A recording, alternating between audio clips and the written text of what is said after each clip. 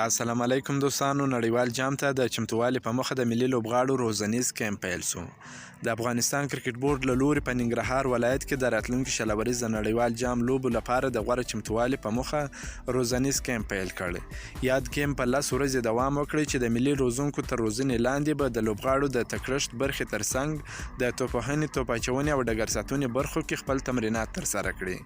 دغه روزنیز کیمپ په متحده عربي اماراتو کې ترسره کیدونکي 2023م کال شلوریز نړیوال جام لپاره د غوره چمتووالي په مخه پیل شوی دی چې د ملي لوبډلې 24 لوبغاړي به پکې ګډون ولري.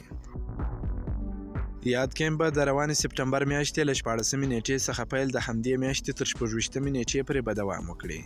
دغه کیمپ به د ننګرهار ولایت په غازي امان الله خان کرکټ لوبغالي او یو خصوصي روزنځای اکاډمي کې ترسره شي. د یادونې وړ ده چې د افغانستان کرکټ ملي لوبډله به د راتلونکي اکتوبر میاشت کې کیدونکي شلوریز نړیوال جام لوبو کې په خپل دویم ګروپ کې د لومړي پړاو څخه راتلونکو دوو نورو لوبډلو ترڅنګ له هندوستان، پاکستان او نیوزیلند لوبډلو سره سیالي ترسره کړي. یادونې وړ ده چې د محمد نبی او نجیب الله زدران د نشتون له امله اصغر افغان د تمریناتي کیمپ او لوبغاړو منسجمولو مشري کوي. که مو دا ویډیو خوښه شوې ویډیو در سره لایک کړئ. که په دې چینل کې نوی یاست افغان خوشحال یوټیوب چینل هم در سره سبسکرایب کړئ. د نور تازه معلوماتو لپاره هم زموږ سره اوسئ. تر بلې ویډیو پورې د الله په امان.